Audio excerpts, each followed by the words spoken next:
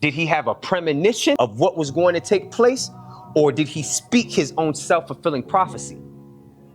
What did you see what was destined to happen to you, or did you say it enough to where you led yourself to it? Words have power. Exactly. And mind you, he was one of our most favorite artists to hear tell you how words got power. Not necessarily in that way, but you knew his words had power because of the way in which they shifted culture at the time. And that's not just with him. We could use Kendrick now, or a number of different people whose words are sharp enough to shift the thing. So I think, another one, I think, one of the craziest songs I think to ever hit the airwaves is the joint where Eminem explains the argument and his baby mom ends up dead, all right? Now, mind you, first off, up until that point, we had never had anybody in hip hop who had discussed at length, in detail, the unaliving of such a central figure, a mom.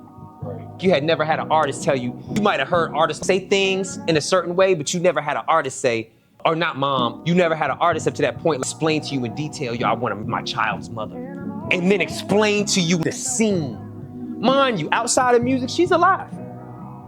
She's alive. She's alive, she's well, I don't know her, but to know that she's not really dead, but to know that in the crevices of his mind was so vivid musically and creatively and cinematically that he could explain the scene to you in detail. And he told you that the whole story, his daughter was there. In his version of events, his daughter was there. He explained to you that he was gonna do her in, and then he was gonna do himself.